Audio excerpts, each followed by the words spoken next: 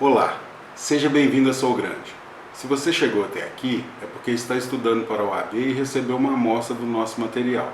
Pois bem, quero que você reserve alguns segundos do seu tempo para assistir esse vídeo e tirar o máximo de proveito nos seus estudos. Gostaria de agradecer pessoalmente a minha e a minha equipe pela confiança em nosso trabalho. Gostaria também que você acessasse o nosso site soogrande.com.br, área de blog, e conhecesse os nossos artigos com dicas de planejamento de estudos e organização da sua vida acadêmica e profissional também. Agora, vamos para a tela do meu computador e começar a aula. Obrigado.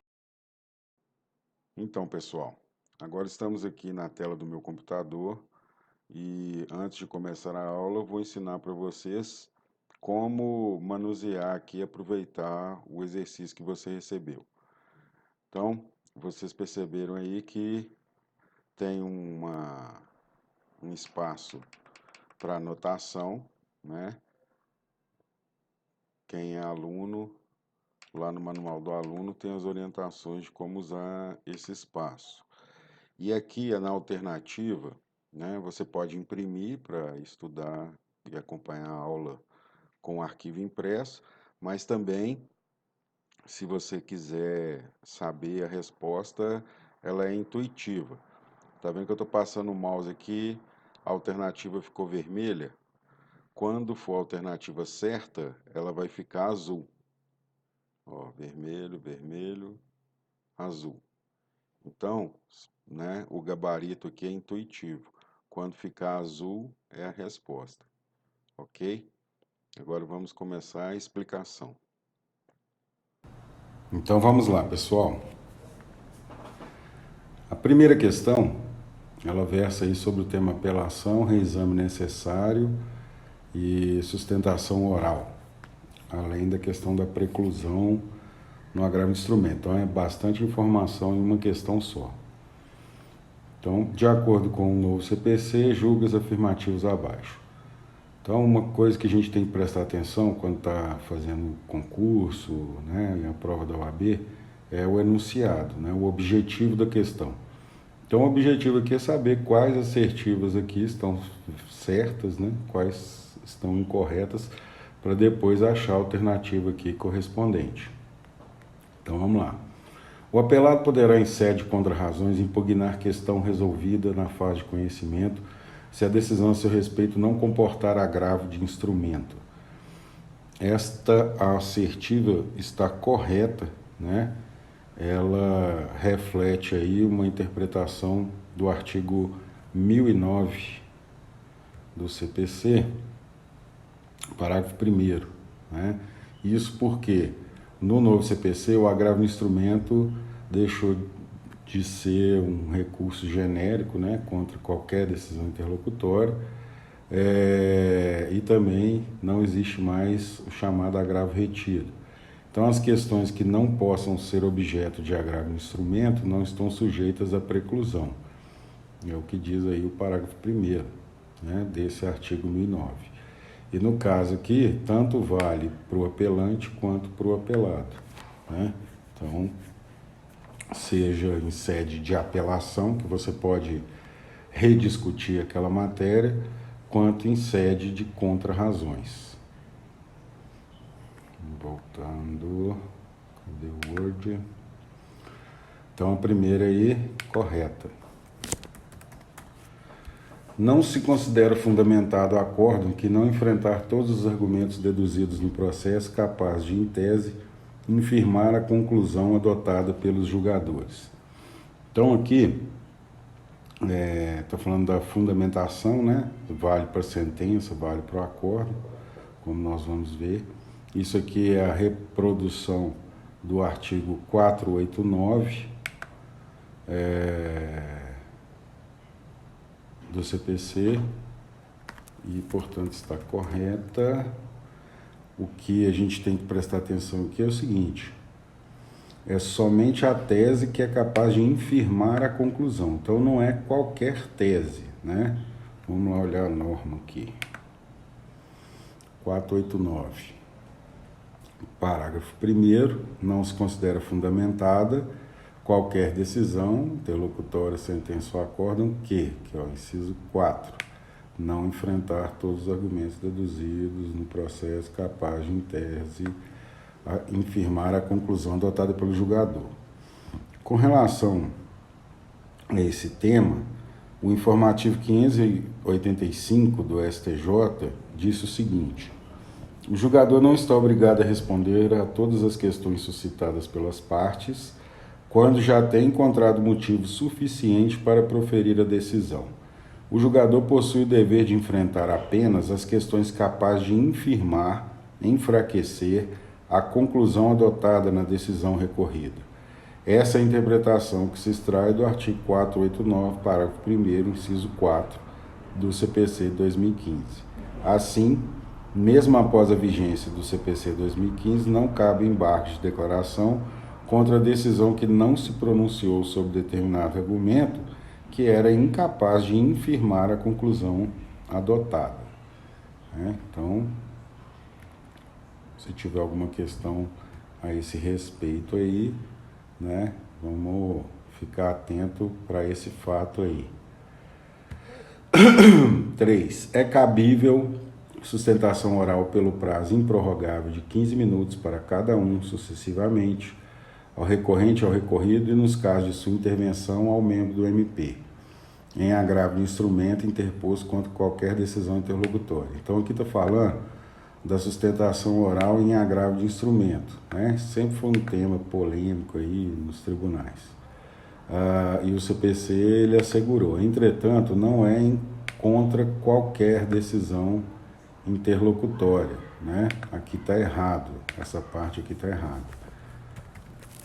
Nós vamos olhar lá na lei.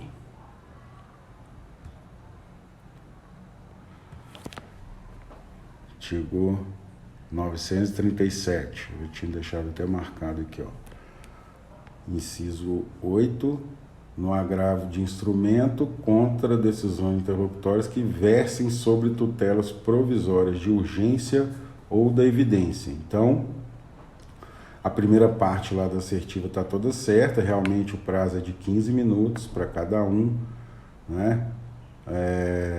sucessivamente, também está correto. Se não for, não é um vício insanável, mas é a letra da lei.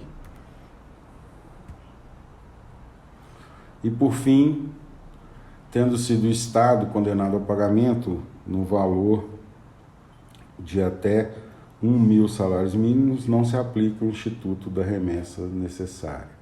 Essa aqui, nós vamos ver lá na lei, que está incorreta por causa do valor, E não só por causa do valor, mas porque a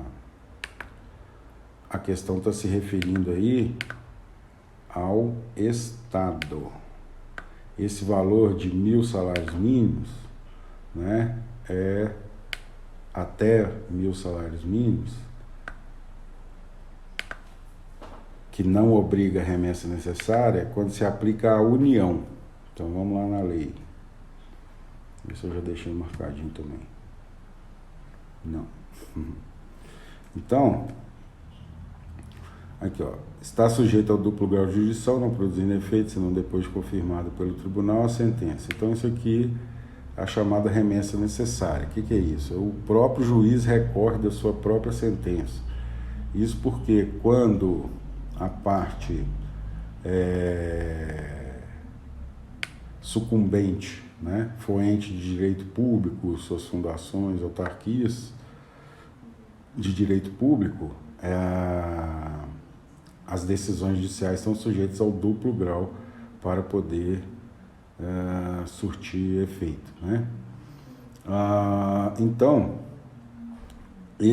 essa remessa necessária, ela é dispensada, de acordo com esse parágrafo 3º aqui, em razão de alguns valores que o legislador entendeu que, em razão desse valor pequeno, em face do tamanho dos entes públicos, não se justificaria a obrigatoriedade do duplo grau de jurisdição obrigatório. Então, o parágrafo 3º ele diz aí: não se aplica o disposto nesse artigo quando a condenação ao proveito econômico obtido na causa for de valor certo e líquido inferior a. Então aqui, além dos valores, tem que prestar atenção nisso aqui, ó. Valor certo e líquido. O que significa isso aqui? Isso aqui significa o one debito e o quantum debito. É o que se deve, quanto daquilo que se deve. Isso aqui é o contrário de ilíquido, né? Ou seja, quando a condenação for ilíquida, né, esse parágrafo 3º ele não se aplica. Existe uma súmula do STJ, súmula 490, que fala que a dispensa de reexame necessário quando o valor da condenação do direito controvertido for inferior a 60 salários mínimos não se aplica a sentenças ilíquidas. Então, apesar de o novo CPC ter alterado esses valores aqui, né, aumentou o valor, o raciocínio aqui jurídico é o mesmo, tá? Então, independente do valor da condenação do ente público, de direito público, se a sentença foi líquida, ela está sujeita à remessa necessária obrigatória. Então, os limites aí são de 1.000 para a União, 500 para os estados, Distrito Federal e municípios que constituam capitais dos estados. Então, se for município do interior, aí o limite é de 100 salários mínimos, né? Na verdade, é inferior a, né? Então, a partir de 1.000 já é obrigatória a remessa. Se for menos de 1.000, menos de 500 e menos de 100, aí não é obrigatório. Só lembrando aqui, União, Estado e municípios do interior. Portanto, a nossa questão aqui está incorreta, né? A resposta, então, seria a letra E, que fica azulzinho, né? Lembrando aí da introdução lá que eu expliquei do gabarito aqui intuitivo. Questão 2. Sobre o novo CPC, é correto afirmar que de acordo com a Lei 13.105, que é o CPC, né, é obrigatório o exaurimento da jurisdição local para o manejo do recurso especial, sendo imperiosa a interposição de embargos infringentes quando o acordo tiver reformado em grau de apelação a sentença de mérito mediante decisão não unânime. Então, nós estamos procurando aqui a alternativa correta, né? Quando você for fazer a prova, é bom você levar um marca-texto, né?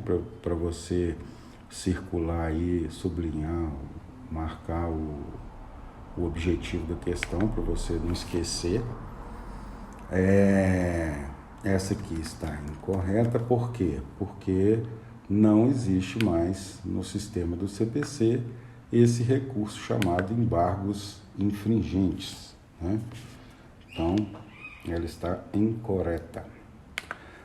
A sistemática recursal prevista na Lei 3.105 prevê interposição de agravo retido como regra geral para atacar decisões interlocutórias contrárias ao interesse de alguma das partes. Também está errada porque não existe o recurso de agravo retido, né? Comentei agora há pouco. As questões que não são objeto de agravo de instrumento, elas não geram preclusão, então você pode discutir posteriormente.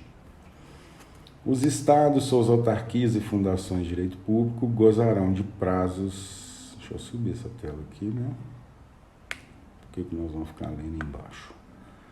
Os estados, autarquias e fundações de direito público gozarão de prazo em dobro para todas as suas manifestações processuais, cuja contagem será iniciada a partir da intimação pessoal. Isto aqui está correto, né? O artigo 183, deixa eu ver aqui se eu separei ele. Separei. 183, né? Então, a chamada fazenda pública, né? Os entes de direito público, eles têm prazo em dobro, né? Para todas as suas manifestações processuais e ainda tem direito à chamada intimação pessoal. O que significa isso? Significa que não basta publicar a intimação no Diário Oficial, né, da Justiça, no Diário Oficial da União ou do Estado, para começar a correr o prazo, né, para os procuradores e os advogados da União, quando eles advogam aí para os entes de direito público. Porque essa intimação dele tem que ser feita aqui, conforme o parágrafo 1º, né, por carga, então ele vai lá e retira os autos, remessa, né, ou meio eletrônico, quando acessa lá através de senha e etc.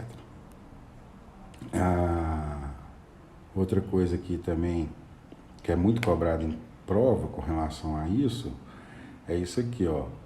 Esse prazo, ele não vai se aplicar quando o prazo legal, ele foi expresso, por exemplo, né? A União terá 60 dias para se manifestar. Então, é o prazo que a lei determina, né? Agora, os prazos gerais, né, que se refere a qualquer parte do processo, que são contados em dobro. Então, a nossa questãozinha aqui está correta, lá o azulzinho brilhou essa resposta. Vamos ver as outras por que estão erradas. Nos termos do artigo 190, a nova codificação, em qualquer hipótese, as palavrinhas-chave aqui, ó, tem um texto nosso lá a respeito disso. Em qualquer hipótese, né, permite que as partes possam estimular mudanças no procedimento processual de modo a ajustá-las às especificidades da causa. O que está errado aqui é o em qualquer hipótese, né, porque é somente nas causas que admitem transação. Vamos lá, deixa eu ver se eu separei esse artigo aqui. 190. Versando o processo sobre direito que admitam autocomposição, é lícito às partes plenamente capazes estipular mudanças no procedimento para ajustá-las às especificidades da causa e convencionar sobre seus ônus, poderes, faculdades e deveres processuais, antes ou durante o processo. Então, olha só, isso aqui o Fred Didier chama de negócio jurídico processual, né? Então, além do objeto da causa ter que admitir, né, a autocomposição, né, tratar aí de direito sujeito à autocomposição, as partes também têm que ser plenamente capazes. Isso por quê? Porque trata-se de verdadeiro negócio jurídico processual. E por fim, de acordo com a lei, os prazos serão computados em dias corridos, sendo suspensos nos dias compreendidos entre 15 e 15. Aqui está errado, porque quando o prazo é em dia, ele não é contado de forma corrida, somente em dia útil. E aqui também está errado, porque não é 15 e 15, né? É entre 20 de dezembro e 20 de janeiro. Vamos ver se eu separei isso aqui. Separei, não foi? Separei. Aqui, ó. Artigo 219. Deixa eu levantar isso aqui um pouquinho. Na contagem de prazo em dias, estabelecido por lei ou pelo juiz, computar-se-ão somente os dias. Lembrando que isso é contagem de prazo processual, não vale para prazo decadencial, né, de prescrição de direito material, somente processual. E aqui o 220, suspende-se o prazo, curso do prazo, nos dias compreendidos entre 20 de dezembro e 20 de janeiro, inclusive, isso, né, em razão aí de uma luta da advocacia para poder ter férias, né? Então, vamos lá para o nosso exercício, também está errada. Continuando aí, então, questão 3, é uma questão que vai falar sobre o pré-questionamento, né, o requisito do recurso especial, do recurso extraordinário, e também sobre o juízo de admissibilidade. Diante de um acórdão do Tribunal de Justiça do Mato Grosso, que condenou o Estado ao pagamento de gratificação a servidor público, o procurador do Estado opôs embargos de declaração para o fim de pré-questionar dispositivos de lei federal, que, embora tenham sido alegados nas razões de apelação, não foram enfrentados no acórdão. Entretanto, os embargos foram rejeitados, sob o fundamento de inexistência de omissão a ser sanada. Após ser intimado desta decisão, o procurador deve. Então, o objetivo aqui, né, da questão é saber qual a atitude após a rejeição dos embargos com fim de pré-questionamento. Então, dentro das opções, ele colocou aqui interpor recurso especial, opor novos embargos e opor novos embargos, né? Então, vamos lá analisar cada situação. No caso aqui, né, efetivamente interpor recurso especial. Então, já pode eliminar a letra B. Isso por quê? Porque o artigo 1025, né, estabeleceu que consideram-se incluídos no acordo os elementos que o embargante suscitou para fins de pré-questionamento, ainda que os embargos de declaração sejam inadmitidos ou rejeitados, e desde que o Tribunal Superior considere existente efetivamente no acórdão, né, recorrido, erro, omissão, contradição ou obscuridade, né? Isso porque o novo CPC, com esse artigo 1025, né, ele trouxe aí uma interpretação que era adotada pelo Supremo Tribunal Federal na súmula 356, né, e superou a antiga súmula 211 do STJ, que obrigava o recorrente a opor o recurso, interpor recurso especial, alegando a violação à norma dos embargos de declaração, né? E o artigo 1025 você não precisa mais recorrer, porque o tribunal ele desrespeitou aí o atendimento ao pré-questionamento com relação às normas dos embargos de declaração, e porque isso é chamado de pré-questionamento virtual ficto ou implícito. Vamos lá agora para as opções. Interpor recurso especial, alegando que o Tribunal ACOR negou vigência aos dispositivos apontados nas razões de apelação, pois o requisito do pré-questionamento foi atendido, uma vez que é suficiente a menção. O primeiro juízo de admissibilidade deste recurso será feito no tribunal ad quem. Então, aqui, né, está errado. Isso porque o juízo de admissibilidade do recurso especial, do recurso extraordinário, né, ele é feito no tribunal ACOR. Quanto a isso, né,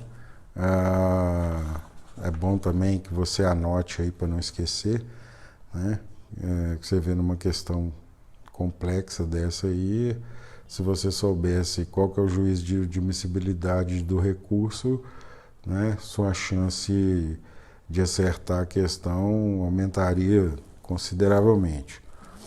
Então, olha só, a apelação, né, é o juízo ad quem, o agravo de instrumento é o juízo ad quem, o recurso ordinário é no juízo ad quem, o agravo em recurso especial e o agravo em recurso extraordinário é no juízo ACOR, o agravo interno é o próprio relator que recebe e encaminha para o órgão colegiado, então é a quo.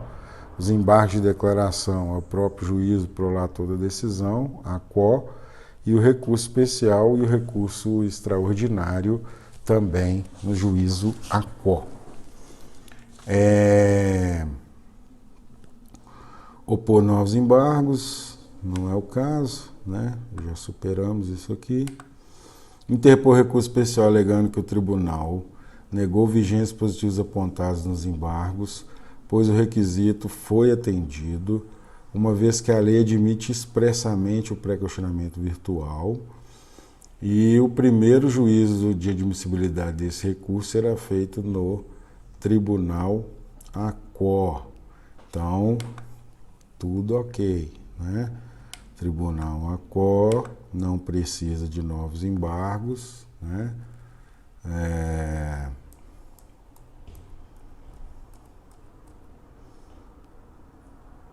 E o requisito foi atendido por causa do artigo 1025. Interpor recurso especial alegando negou vigência os dispositivos do Código que trata dos embargos de declaração. Aqui não, que é justamente isso que acabei de falar, né? Não precisa mais recorrer por causa disso, quando os seus embargos são de pré-questionamento. E interpor o recurso especial alegando negou vigência apontado nos embargos declaratórios, e aqui está errado por causa do juízo ad quem. É isso? Então, alternativa C é a resposta. Vamos lá para a questão 4. Em determinado caso, após a interposição de recurso especial e apresentação das contrarrazões, os autos foram conclusos ao presidente do tribunal recorrido, que negou o seguimento ao recurso sob fundamento dele ter sido interposto contra acórdão que estava em conformidade com o entendimento do STJ, exarado no regime de recursos repetitivos. Considerando a situação hipotética, assinale a opção que apresenta um único recurso cabível contra essa decisão. Então, nós estamos falando aqui de admissibilidade de recurso especial, não é isso?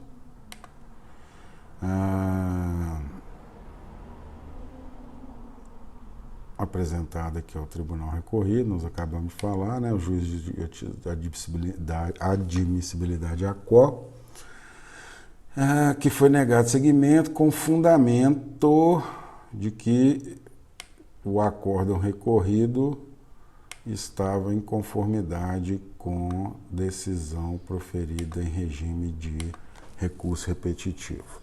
Então, contra a decisão de admissibilidade do recurso especial do recurso extraordinário, só cabem dois recursos: ou o agravo interno ou o agravo em recurso especial, recurso extraordinário. No caso aqui é recurso especial.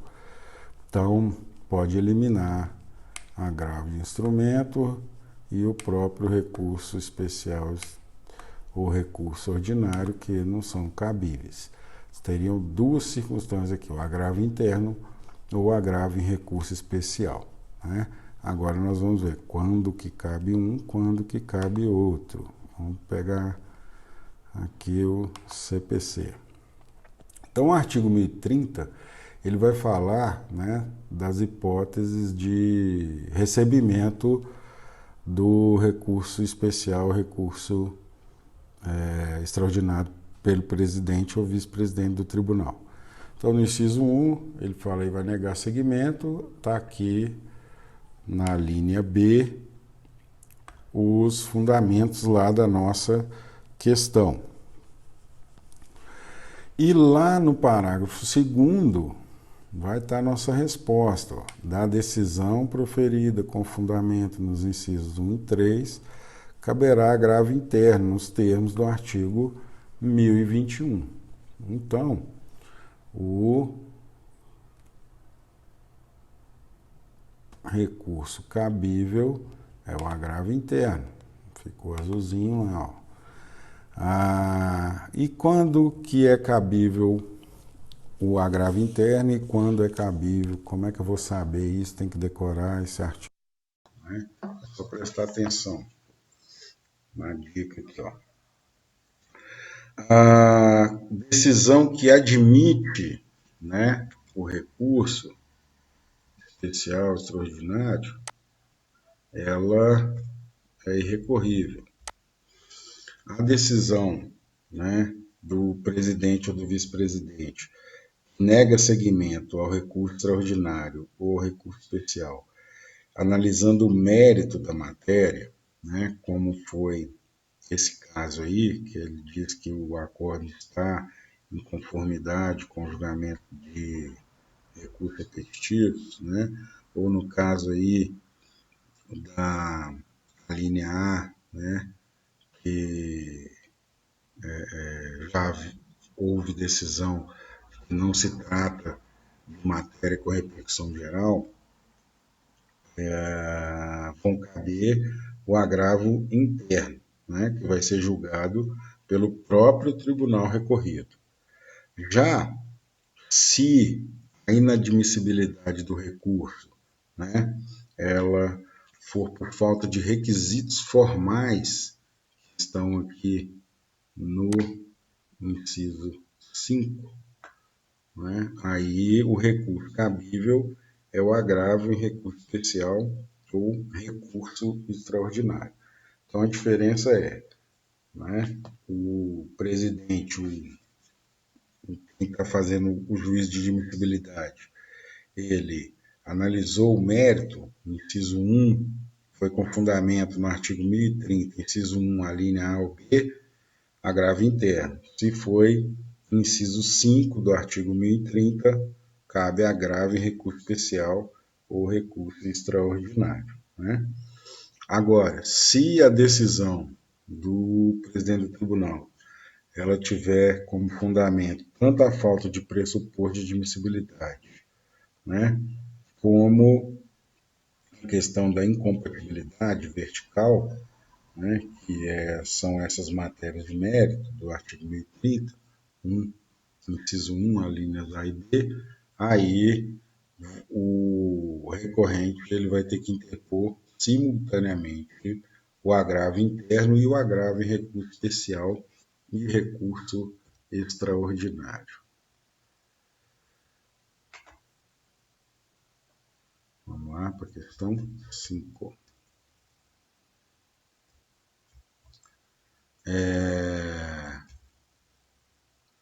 O juiz, na fase de saneamento e organização de um processo, no qual figuram 3 empresas particulares, uma no polo ativo e outras 2 no passivo, reconhece a ilegitimidade passiva de uma destas, que tinha sido arguida em defesa, e determina o prosseguimento do feito apenas em relação à ré que permaneceu no processo. Inconformada com a referida decisão, pode a autora. Então, aqui, né, vamos prestar atenção no enunciado, a autora, né, é a que vai recorrer, as empresas são particulares, então não tem culpa, não tem que preocupar com a intimação pessoal, prazo em dobro. Então, e a decisão, qual que é? Ela excluiu, né, uma parte do processo. Determinou que legitimidade passiva de uma dessas empresas. Então, aqui para a gente saber qual recurso cabível nas opções agravo ou apelação, a apelação teria que ter sido esta decisão proferida em sentença, né? Que é o recurso cabível. Entretanto, olha que informação aqui relevante. Determina o prosseguimento do feito apenas em relação à ré que permaneceu no processo. Então, se ainda haverá atos posteriores a essa decisão, atos, né, cognitivos, só pode ter sido através de decisão interlocutória. Então, recurso cabível agrava o instrumento. Cabe agora saber se o prazo é em dobro ou não. A autora não está litigando em lite consórcio com procuradores diferentes, né? Nem tem informação se o processo é físico ou eletrônico. Então, né? Só pode ser no prazo de praxe ordinário, que é de 15 dias. Lá no artigo 1015,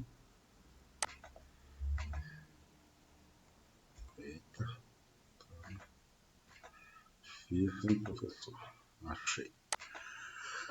Cabe agravo instrumento com as decisões interlocutórias que versarem sobre. Então, lá na questão, nas primeiras questões, nós falamos que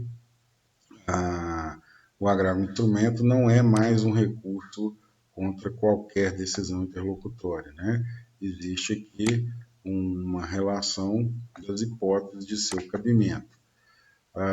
Mas para frente nós vamos falar, né? Existe decisão recente do STJ ampliando esse rol aí do artigo 1015. Mas para o que interessa para nós aqui, né? Nós temos as hipóteses de cabimento e o inciso 8 está aqui, ó, exclusão de litisconsorte. Como que eu vou lembrar, né, de todas essas hipóteses e tal? Aqui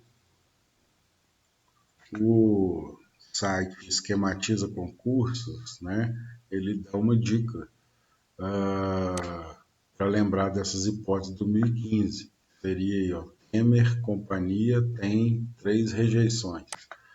Então, você escreve lá o Temer Companhia, né, o Temércia, tem 3 rejeições. Para você, se a questão te exigir que você lembre quais hipóteses de cabimento do agravo do instrumento. Então, são tutelas, de tutelas, de exibição ou porte de documento, M de mérito do processo, de exclusão de litisconsorte, redistribuição do ônus da prova, o C de concessão de efeito suspensivo aos embargos de execução, o I de incidente, de consideração, o A de admissão e admissão de intervenção de terceiro. E as 3 rejeições seriam rejeição da alegação da convenção de arbitragem, rejeição do pedido de gratuidade ou seu acolhimento, e a rejeição do pedido de limitação do litisconsorte, que é diferente, né, da exclusão. Limitação nos casos de requerimento ou por ofício, que só é cabível no litisconsórcio facultativo, né?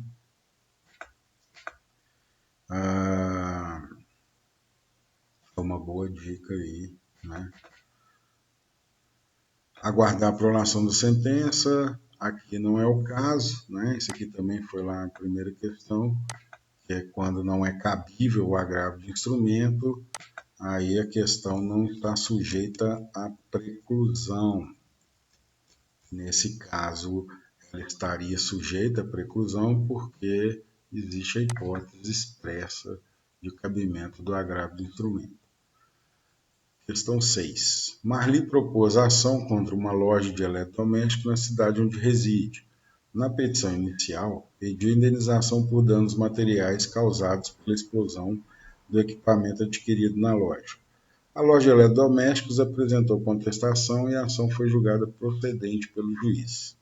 Na sentença publicada, o juiz condenou a loja à indenização por R$ 10.000 a serem pagas em 8 parcelas de R$ 1.000. Já tem uma coisa estranha aqui, né? Bem como omitiu-se em relação ao nome da parte autora. Aqui. Diante da situação hipotética, assinar a alternativa correta em relação às possibilidades de correção da sentença. Então, aqui está destacado os erros, né? 10.000 em 8 de 1.000, faltando 2.000, e não falou o nome da parte autora. Então, aqui resta saber, né, o que fazer com uma sentença dessa. Nesse caso, né, quando o juiz ele erra questão de soma, etc., chamado de erro material. A própria lei já prevê hipóteses em que o juiz ele poderá corrigir a própria sentença. Isso porque, em regra, quando a decisão ela é publicada, né, o juiz não pode mais alterá-la, salvo, de acordo com o artigo 494, para corrigir ele de ofício ou requerimento da parte, inexatidões materiais ou erros de cálculo, né, pelos equívocos ali, né, que são equívocos simples, não diz respeito ao fundamento propriamente da decisão, né, e por meio de embargo de declaração, né, quando ele é instado a fazê-lo. Então, vamos ver quais as hipóteses aqui. O juiz poderá corrigir de ofício a omissão do nome da parte autora, mas só poderá corrigir o número de parcelas a pedido da parte errada, né? Ele pode corrigir ambos de ofício, né? De ofício significa independente de provocação pelas partes. Para a correção do nome da parte autora, Marli poderá opor embargo de declaração, mas para corrigir o número parcial é necessário ter posição de apelação? Não, não é necessário. Depois de publicada a sentença, o juiz só pode alterá-la por meio de embargo? Não, né? Nós acabamos de ver lá no artigo 494, ele pode alterá-la de ofício para inexatidões, né, erro material e inexatidão de cálculo.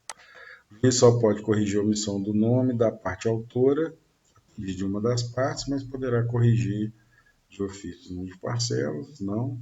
O juiz pode corrigir de ofício ou requerimento tanto a omissão quanto o número de parcelas. Ok, certinho.